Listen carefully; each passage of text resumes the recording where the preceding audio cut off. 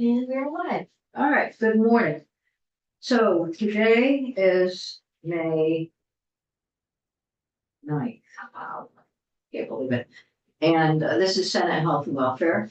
Good morning. We're looking at, the House has returned us S-192 with some changes. We started looking at it yesterday and today we're gonna go through it. Why don't you put a, Sure. Katie? Good morning, Katie McLean, Office of Legislative Council. Here is, here it is our section by section summary that we were working through yesterday on S-192. For your information, the House proposal of amendment has been integrated and is available on the website. So the actual language and proposal has been put together and is available now. On our webpage? It's on the General Assembly's website. If you type in S-192. Oh, it's up on the calendar. Yeah. Yeah. It's Okay, so yesterday we did kind of an overview of what's in the bill. We looked at the mental health statutes in more detail.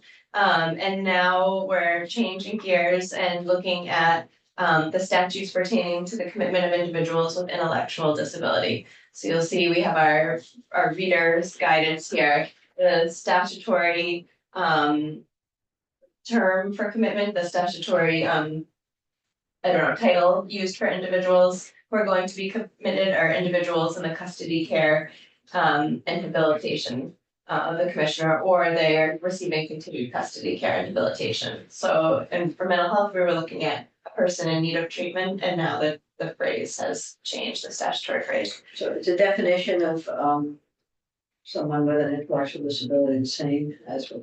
There have been some modifications, so we can look at that in a little bit more detail. Yeah. First, the first several sections that are being amended here, you'll see are in Title 13, the criminal justice title. As Human Services was working through understanding commitment of individuals with intellectual disability, there was recognition that a lot of the statutes in Title 13 were sort of narrowly tailored to persons with mental illness and going to the care and custody of the Commissioner of Mental Health, even though both populations could potentially be committed to the respective commissioner. So some of these changes are to incorporate that population into these statutes. First, section 21, we have the same change that was in your bill, which is removing the sunset to allow psychologists to complete competency exams. That hasn't changed. So if this bill doesn't pass, then that is lost. I believe it might be moving elsewhere. Okay. But don't quote me, it might be, I'm not sure where it would be, if it's a miscellaneous judiciary bill, but I've heard it's moving in 2 places. What's the sunset do? That, I don't know if it was last year or 2 years ago, there was language allowing psychologists to be able, not just psychiatrists, but psychologists to be able to do the competency exam of individuals criminally justice involved, when there was some recognition that maybe they didn't have competency to stand trial. And so that was put in for a time limited period, and by removing the sunset, that would become a permanent change. Sure. Yep. Section. Courts like that. Help them. Section 22 is adding some specificity. So it specifies that a competency evaluation for an individual thought to have a developmental disability can be conducted by a doctoral level psychologist trained in forensic psychology and skilled in assessing individuals with developmental disabilities. So recognizing that it's a doctoral level psychologist who would be doing that competency evaluation. Section 23, it specifies that a psychiatrist or a psychologist may conduct a competency exam. Just to be consistent, conforming change. Section 24, we're adding a reference to Dale. So first, the subsection A is being reorganized. And then it specifies that a commitment hearing may be for commitment to the Commissioner of DMH or the Commissioner of Dale, as appropriate. Still in Title 13, Section A is specifying that if the court finds by clear and convincing evidence that a person is a person in need of custody care and habilitation, the court shall issue a commitment order for up to 1 year, and a designated program in the least restrictive environment consistent with the person's need for custody. So that's consistent with the changes that you worked on, changing the commitment period, the initial commitment period to a year. In subsection B, the commitment procedures and orders from discharge are to occur in accordance with Title 18. If you remember, you also had sort of a cross-reference directing a lot of the procedures for commitment, continued commitment, and discharge. That was all in Title 18. So this similarly is a cross-reference, sort of directing the attention to where those statutes will live. And then Title 26, we spent a lot of time talking about these sections. So this is Title 18. This is the subchapter that I think this committee spent the most time in. Which committee? This committee. This committee. Yeah. I was gonna say, we spent 100 hours. Yeah. So first in the definitions, it removes the definition of danger of harm to others. That's the same as the Senate proposal. Adds the definition of commissioner, person in need of continued care, rehabilitation, and victim. That is the same, although the person in need of continued custody, care, and rehabilitation has been fine-tuned, and if you would like, we could look at the language itself, but I'll keep kind of doing a high level. You know, keep going the way you're going. Okay, and it also amends the definition of a person in need of custody, care, and rehabilitation. So I'm on page 46 of the. Oh, you're in the book, calendar. okay. So next, this is not a change from what you sent over, repealing 4 different sections that are no longer needed or make sense because they refer to a subchapter that had previously been repealed. So, can you characterize why the definition of danger of harm to others? Why was that taken out from your perspective? That was a change that I believe the Senate had made, and I think it was at the request of Dale. And I believe danger of harm to others, I have to switch documents, but I believe it's integrated into the definitions of person in need of custody, care, and rehabilitation, and continued custody, care, and rehabilitation. Yep, there it is. They thank you. asked a dumb question. No, I got the right There are answer. no dumb questions. This is complicated.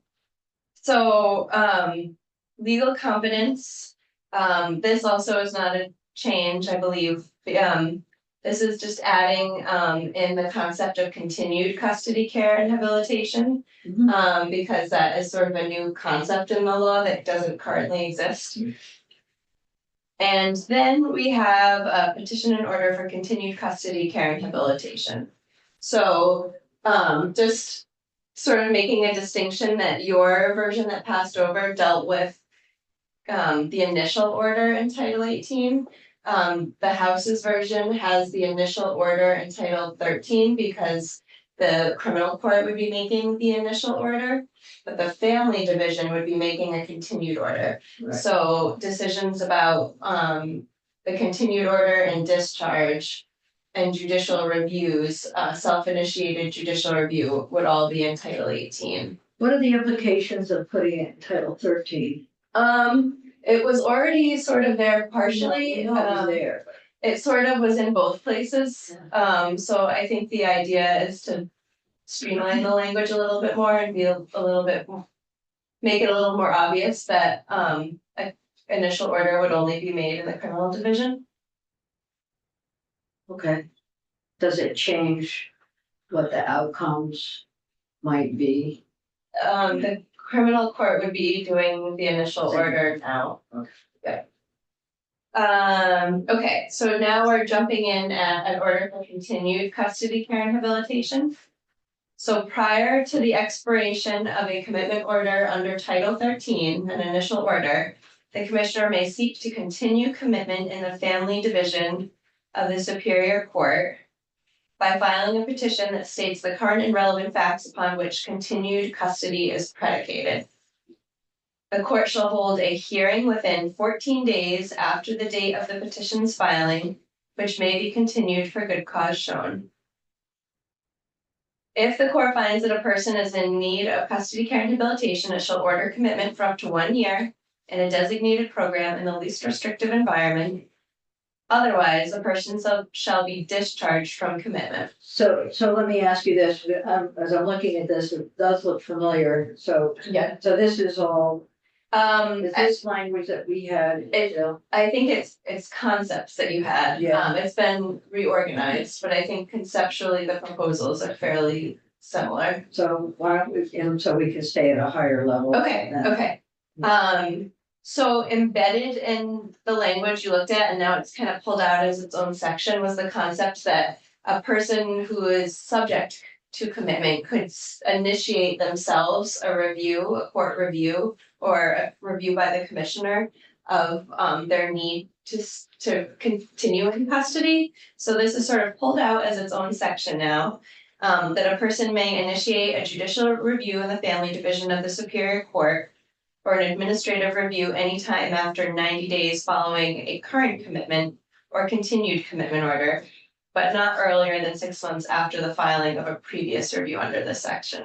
So this gives a time frame for when that review can be requested. So you can ask after 90 days of your initial commitment, but once you've asked, it has to be another 6 months before you can ask Okay, for so that review did again. they add in the 6 months? Cause we had a year. Yes, Okay, so Yeah. there's a 90-day and then 30, and then a 6-month period. that the 6 month is That's a new, new, yeah. so. But the idea of a judicial review is currently in the law right now. Okay. Yeah. Okay, and then we have a section on discharge, which you also had a whole section on discharge from commitment.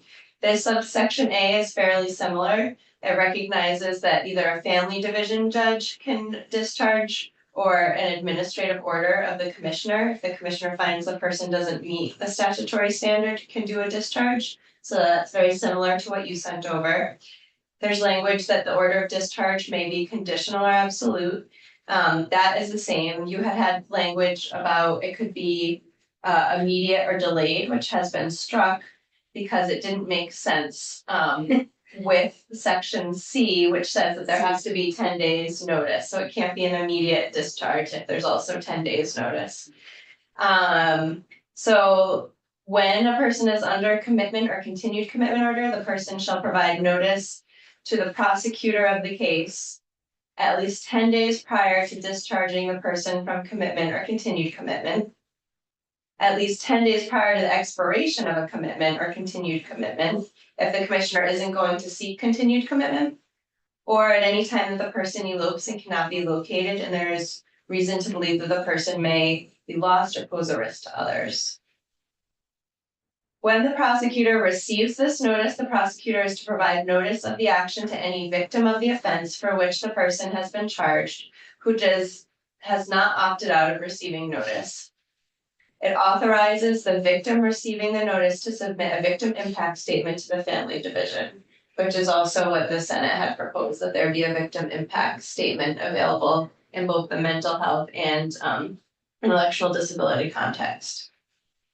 Whenever the person is discharged from commitment, this language is exactly the same as what came over from the Senate. That the criminal division retains jurisdiction over the person's charge, and once the person goes to the custody of the Commissioner of Corrections, then they're no longer in Dale's custody. And then right to counsel, there are updates, one adding a reference to continued custody, but also that the person is entitled to counsel for that self-initiated review.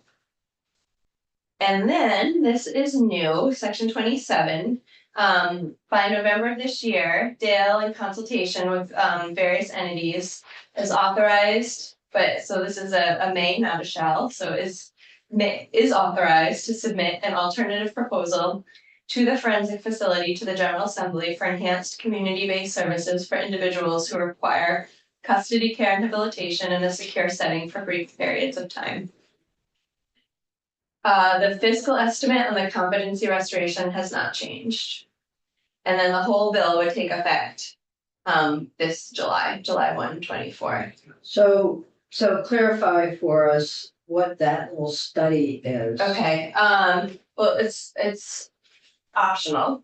So if Dale would like to make a proposal, something that is an alternative to a forensic facility, they're authorized to do so, presenting that to the General Assembly. And it would be like an enhanced community placement. It would be a secure placement. It would probably look less like a facility and more like a one-on-one or two-on-one type of placement, but that is, the General Assembly is saying you have a proposal and you have a need for this type of secure setting, come back to us. Okay, so I'm still not clear. Okay, So I'm going back to section 17, which is the secure residential recovery facility. yep, And that, so then what the House Human Services is suggesting that the placement for anyone with an intellectual disability be into a secure residential recovery facility, of which we have none right now.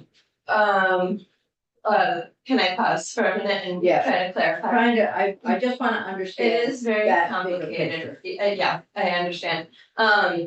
So the secure residential recovery facility is sort of separate and apart from the intellectual disability population. So if you think of the secure residential facility as treating individuals with mental illness, and then this particular proposal is meant to treat individuals whose primary diagnosis is intellectual disability. Which proposal? This section 27, Okay, yeah. So if you can sort of think they're for distinct populations. Recognizing that some people have dual diagnoses, and we had this conversation yesterday, but in terms of primary diagnoses, we're sort of bifurcating. okay, so right now, what facilities do we have? I mean, we spent a lot of time in the Act 27 working group going through all of this Sure. over all summer and fall, almost weekly. In huge discussion, getting to landing onto the legislation and the agreement in quotes, with votes. So can you clarify, because it's still unclear to me. So are we talking about River Valley becoming a secure residential facility for folks who have committed these 23, 28, or whatever they are crimes? Mhm. So they're gonna be there along with others who are not in that situation. Yes, And so, then where do the intellectual disabilities people go? okay, let me take those one at a time, so. I think one of So the secure residential recovery facility already takes individuals who are criminally justice involved and people who are not criminally justice involved. It doesn't make a distinction. What the common denominator there is that the individuals have met the statutory definition of being a person in need of well, right now, continued treatment, but under the bill, person in need of treatment or continued treatment. And that they need that treatment in a secure setting. So that means that it could continue to be a place that serves both, people who are criminally justice involved and not criminally justice involved. What the bill does is it sort of expands the I guess tools that the secure residential recovery facility could use. Because right now there's no involuntary medication for the individuals there, and there are no emergency and voluntary procedures used there. So it's expanding the use of those options, which would have been available at the forensic facility had it been created. So it's taking sort of the elements that would have been used at the forensic facility and adding them as options for use at the secure residential recovery facility. Okay. So that's the mental health population. Should I answer your Keep second going. question? For Senator Williams' Just question. Yeah, wonder who's gonna action that, who's gonna make that action happen? Dale or? So the secure residential recovery facility is operated under DMH. It's individuals in the commitment of DMH. So then in the case of folks with intellectual disabilities and who are criminally justice involved. yeah, so there's not a facility. Under this proposal, there won't be a facility. It would continue to be, community placements. Community-based services. Well, it could be like a placement in, I don't know, in a house. With, you know, certain types of precautions, like. With the committee's heard testimony about alarms on the doors, or things like that, to make it a more secure setting, so they know if the person has left. And then you'd have to have 2 or 3 folks, staff, And, yeah, 24/7. it probably depends on, it's probably case by case. And you don't use medication with people with IDD, you use other methods for sort of helping and supporting providing services. Okay, all right. And so then this last report is, so we have sort of River Valley, Mhm. and then we have some secure residential facility that has yet to be built or designed. What do you mean by that? We don't, For this, we have. for the intellectual disability? Yeah, what do we have? It's sort of tailored specifically to people who are under the commissioner's commitment. If this is, I don't know that this section 27 gets you a proposal for a facility, I think it gets you a proposal for. Sort of a secure placement for 1 or 2 individuals who need a higher level of security in their treatment program. Alternative proposal to the forensic facility. So, right now, there's nothing in this bill that says anything about a forensic facility, so I don't know why we're asking something in this bill about a forensic facility, because it's not there anymore. So my suggestion is, if we're gonna, so our committee and the Senate as a whole has been looking at the development of a forensic facility for the 1 or 2 people who absolutely need it, and then hope that we can have the Staler method and other services available to help them move out into the community. I'm just trying to sort out how we can keep the good stuff that's in here, because it looks like the House has done some really good things in terms of updating the commitment and review conditions. There's no question about it. But I'm looking at page 4628, I'm looking at the bill itself, and I'm excuse me. The purpose of this act to enable the Commissioner of Mental Health to seek treatment for individuals at a secure residential recovery facility, which we already have. And then update civil commitment procedures for individuals with intellectual disabilities. And I'm wondering if we can either amend those or add a number 3 that includes a secure residential recovery facility or forensic facility for folks with seeking help, mental health and intellectual disabilities. As defined, and we're defining people who cause harm or who are involved in the judiciary, criminal justice system, and who are charged with a crime that may well have a life sentence. I mean, so we can, I'm not suggesting we put all of that into the purpose, but rather to include the forensic facility in the purpose section. And then at the end, it would make sense for that study. I'm just trying to sort out how we can include what the Senate's position has been in the bill. Obviously, we don't have a forensic facility, but there are people who will benefit from that rather than going to jail. And that's where they go now a lot of them go between charge and release commitment. Jail's not the right place. So I'm trying to think through that. I just and- said. And yeah, and what makes sense in the context of everything else in the bill. It might make sense to amend the purpose to say something like, and continue to look for an alternative to a forensic facility for individuals with intellectual disability. Well, consider how a forensic facility may benefit and how alternatives might benefit. I don't want to say that I don't want to make the decision that we're going to look for something other than a forensic facility until we've evaluated the benefit of the forensic facility itself. We don't know the answer to that. And there's absolutely no one in this room who wants to commit people for a long period of time to a forensic facility when they have an intellectual disability. That's not the point. The point is to find a place where they can be segregated from a corrections culture and environment. So I'm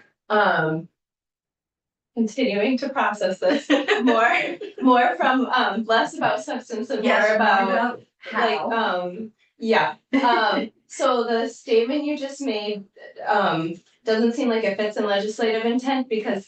That doesn't describe what the bill does. What you've just described maybe seems like you want to add to section 27, looking more at, how a forensic facility might be of benefit.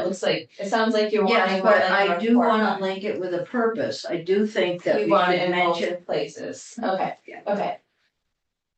What kind of amendment is this? Is it strike all? No, oh God, no. Yes. But I just want to send back a suggestion. No, I'm talking about from house. Open the house. It's on They did a council. strike all, I think. Katie, did you do a strike all on this?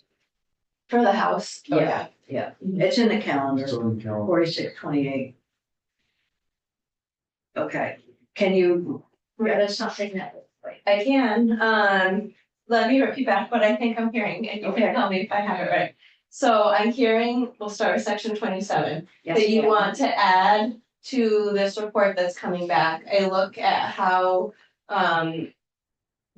how an alternative to a forensic facility may be of benefit and have that be integrated into the work that's coming back. With a on- secure, yes. And okay, and then recognizing in the purpose section, adding a third, Yes. yes, okay. Yes, add a third, go ahead. That basically says continue to look at alternatives to a forensic facility and how they might be of benefit to individuals with intellectual disability or both. No, I don't want the alternative in there. I just want that Okay, may be that a forensic facility best serves people who are criminally involved with mental health or intellectual disabilities okay, or not.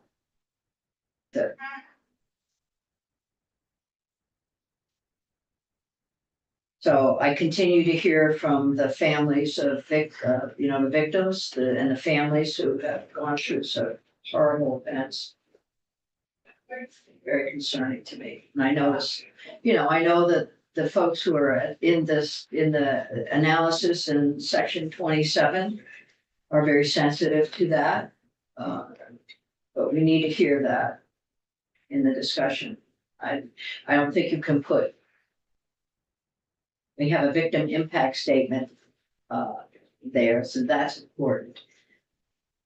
so in terms of next steps, so you'll be on the floor at 10? Yeah, I'll just walk language up to you and you can take a look at it, and if you want changes, you can just send me, okay, you can mark it up and send it back to me. Yeah, we might take a little break or something, we'll go into a corner or something. Okay, okay, I will bring you language up to the floor. Okay. Good.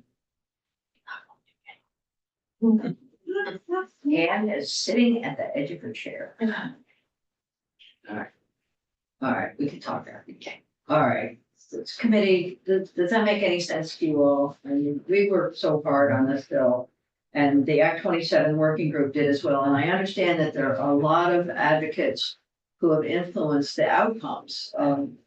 And the judiciary is very concerned about this, as is Dale and DMH, and we don't want to do a disservice to folks with disabilities. There's no question about it. And that's been kind of the top of the discussion the whole time. At the same time, we don't want to do a disservice to the people who are affected in our community, so we're trying to find this balance. And we'll just see what we can do. Are we okay with doing what I suggested, what Kate was doing? Yeah, all we're doing is amending a report, right? The purpose section The purpose and and the the report. report, yeah. Sounds fine to me. There's nothing else we can do throughout. We could go throughout and reinsert forensic facility, and I think that would be like a kiss of death in the House Human Services, but I'm hoping that there will be a reasonable understanding of the Senate position. We can continue with this. That's all. All right. Okay. Okay. All right, I will get that for you. so is Jen from staff? She's here. Oh. How did you get in here? Thank you. Yeah, I'm glad to have a chat. Right. Yes. Just a little clarification. All right. Yeah, you're welcome. Thank you, Katie. You're welcome.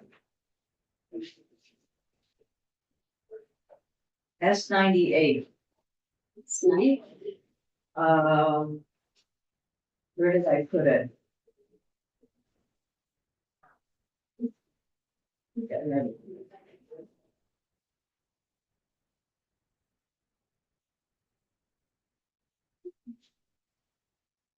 No, I wrote in this, but. We bring back coffee, yeah. That sounds good. So Jen, why don't you tell us what is new and different? Sure. Good morning, Jen Carvey, Office of Legislative Counsel. Nice to be back in here. So the housemaids, this is S98, which is the Act relating to Green Mountain Care Board authority over prescription drug costs. And there is a House proposal amendment. It's mostly adding new language on Green Mountain Care Board nomination and appointment processes. And they added one piece to the work you're having Green Mountain Care Board do. So what I did was create a markup version to show you kind of in context what their changes were. So that's what I'm putting up on the screen. Give this section. And so the first thing that they would do in their version is change the title, and it's really the end of their amendment, but it would happen at the beginning of the bill. And that would be to add to the existing and act relating to Green Mountain Care Board authority over prescription drug costs, that and the Green Mountain Care Board nomination and appointment process. So as far as the bill you sent over to them with the Green Mountain Care Board exploring and creating a framework and methodology for regulating the cost of prescription drugs, the only change they made was to add to what the board must consider the potential impacts on Vermonters' access to medications. I've been looking at a lot of experiences of other states and the federal government and strategies for lowering costs, likely return on investment, and impact on other state agencies and on the private sector. They heard some concerns about impacts on Vermonters' access to medication. So that's what they added as something for the board to consider. That is the only change they made to what you sent them. They added on a new section. So I did not highlight the whole new section in yellow because it gets hard to read, but and this language will look fairly familiar, I think, because most of this was in a bill we looked at earlier this session. I think that you looked at some last session or last year as well. So this is making some changes to the nomination and appointment process for members of the Green Mountain Care Board. It starts by making changes in one of the Green Mountain Care Board statutes itself about the members of the board and their terms. And it's mostly cleanup language, just getting rid of some of the initial implementation language we had in when the board was first created. So now it just specifies that the term is 6 years, and we don't have to do the staggering, not to maintain the staggering language for the first. No staggering board First set. members. They're already, Okay. all right. And then we're specifying, and I believe this is what they have been doing, but this is just putting it into the language, that any appointment to fill a vacancy is for the unexpired portion of the term vacated. So that's how we maintain that staggered term length. So we don't have all the members rolling over at the same time. And then there are reappointment provisions coming up, and we're just clarifying here that not only can a member serve more than one term, but the member may be reappointed to additional terms. And then we go into the Green Mountain Care Board nominating committee and its composition and its process. The first change in this part is to specify that the committee has the administrative, technical, and legal assistance of the Department of Human Resources. The existing language says the board is authorized to use staff and services of appropriate state agencies, but this has, I think, had some problems in the implementation where it's unclear who has ownership of this. So But then I did hear from HHR when this was going on in the House, and they said, on the human resources, I don't know if we can do this. they're already doing. They've done a great They've job. been doing in it, the so past. this is making it official. They've done a really good job. And then the nomination and appointment process, it's going in, it's adding, these are just reader assistance headings because it's a fairly long section. But it's specifying here that unless a vacancy is filled by reappointment by the governor, which we lay out in subsection C, then not later than 90 days before a known vacancy occurs on the Green Mountain Care Board, the Green Mountain Care Board nominating committee would start the nomination application process. So a lot of this is not necessarily different from what has been happening in practice, but it's trying to kind of set it out and put some timing in place because there have been issues in the past, people not knowing when different processes were supposed to start and end. Can I ask a question about this? If the governor reappoints, does it still have to go before the nominating committee? You will see that coming. Oh, sorry. Yeah, it's okay. Just, I gotta keep some suspense. Yes. Um, so, all right, so the committee selects for consideration, from the applications for membership. This is the same as existing law, as many candidates as it deems qualified for the position or positions to be filled, basing the determinations on the qualifications set forth. And then this is just a technical change that was wrong when I originally drafted it in 2011. All right, so then we also say that a board member who's resigning from the board prior to the expiration of the member's term must notify, so if someone's leaving early, they have to notify the committee chair. So the Green Mountain Care Board nominating committee is the committee we're talking about. Committee chair, the governor, and the Department of Human Resources of their anticipated resignation date. And once notified, the committee chair will start the nomination application process as soon as practicable in light of the anticipated resignation date.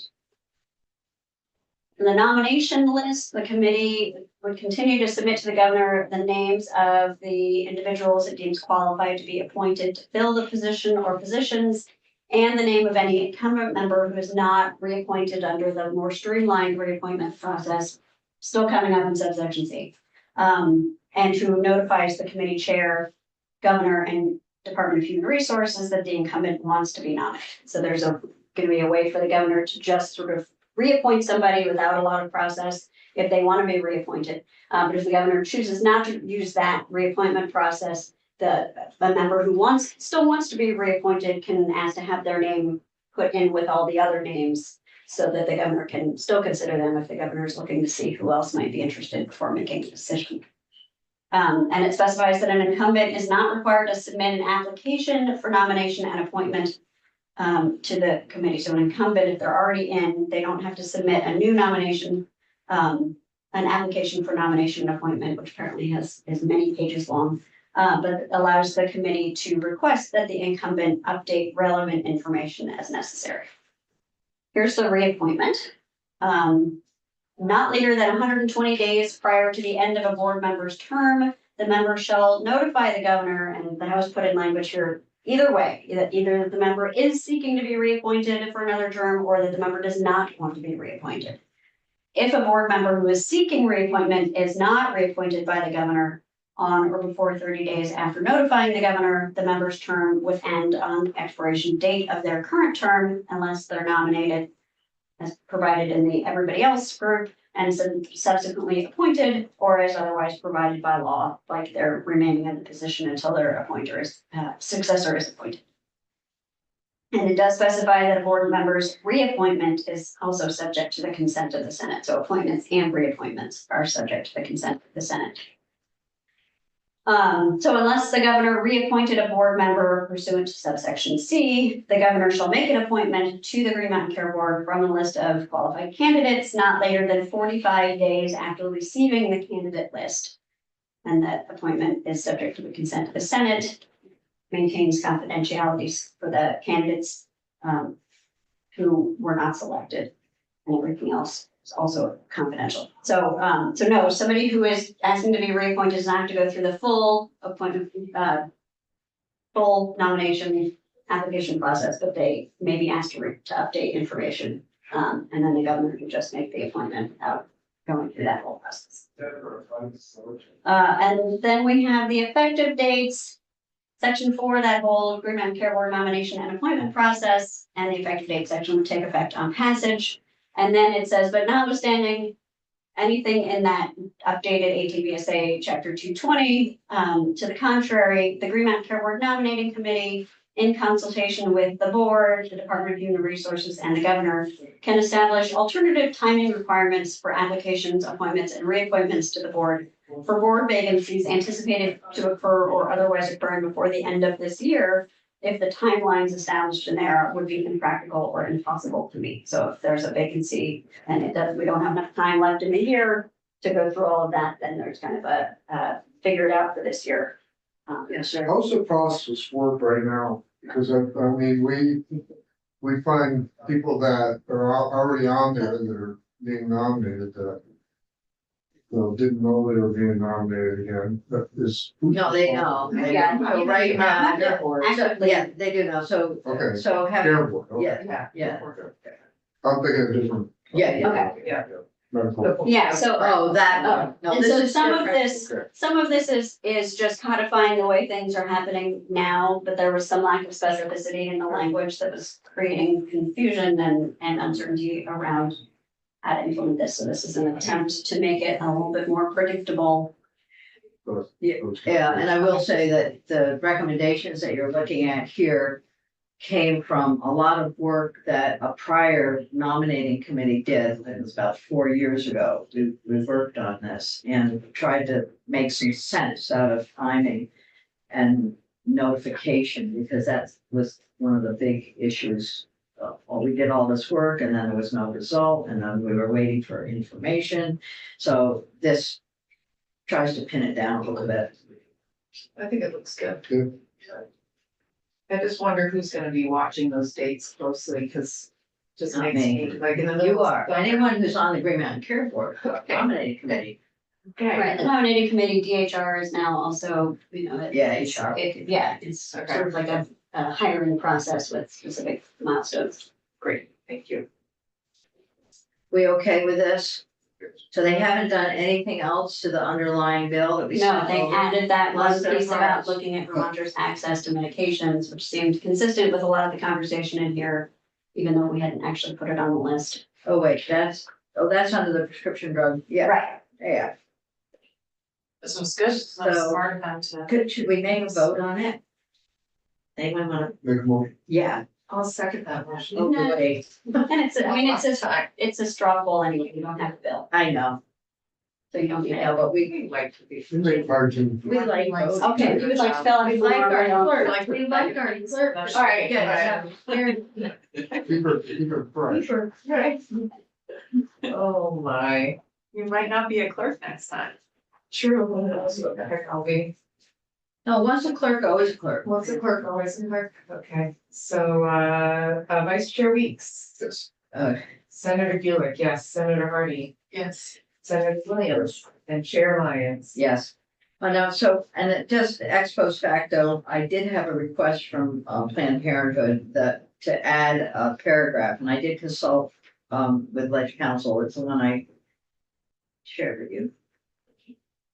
This, So it's not- for purposes of any enhanced primary care reimbursement rate or conversion factor in the Medicaid program, a provider provide 6 primary care, reproductive, family planning, obstetrics, or gynecological services, or a combination of these, including a certified nurse midwife or an obstetrician gynecologist may attest to being a primary care provider. So that was a request to add on to this. Onto this bill? Yeah, and so, It was in another bill, but didn't Didn't make it. Oh, in 721. yeah. So that's your bill. Can you pass this down? Yeah, it The was- 8s and the 5s and the 7s don't belong there. I didn't. So what is it? oh, it's from a PDF, it's coming from a PDF. It's a definition of primary care provider for purposes of anything, any Medicaid. Oh, right, reimbursement, I do remember that from 721. Yeah, so the question was, I thought I had asked you, I asked someone. What did you? Don't recall. Trying to get a read on it, and I was told that it didn't fit. So maybe it was Don't- my email. I can read it, let's say, I mean, With apologies to Jessica, but your take on that, right, I mean, it would ultimately be up to the secretary and presiding officer, but, yeah. but I don't see that. Maybe, Seems unlikely to be considered germane. Some weird things that are considered germane lately. So, I mean, germaneness is really about whether somebody objects. right. If nobody raises a point of order. And anything can be. I will object. And once it's in the bill from the other body, then it's automatic, right? You know. okay, so with apologies. But I think. If someone wants to bring it up on the floor, but I don't, this bill is. There you go. Yeah, it would add a level of. It would have to go back over. Yeah, you'd have to go back over to the house and the bill would just get stuck. No. No, okay. We got it. Thank you. Anything else? We do need to meet tomorrow. Kiki, what are the bills that are on the calendar? We just check that one. I might be reporting PDFs today. 114. Oh, okay, yeah, So let me just finish that and then. okay. There would be an Table, amendment on PDMs, Um, Another amendment? the one. There's one from amendment. judiciary. Okay, Oh, so right. that's a heads up before you start talking, please, okay, wait. Today, 612 is up on the floor. That's the work that we did on our medical cannabis. The other up on the floor will be 192 if we get that, 114 we need to look at tomorrow morning with Michelle. So we can finish that. And 233 is up for second read today with Martine reporting, and judiciary is looking to take out prior PRA. Private right of action. Right. When I checked the calendar this morning, it's moved to the notice calendar, but there's a good chance it will get. There's a good chance it'll Yeah. get moved along, and I know they're looking at it. They did, I was just in there. Yeah, And we do have an amendment. I just wanted to ask you, should I present the amendment after I've done the underlying bill? At the end? our amendment? Yeah. Okay, let's go offline.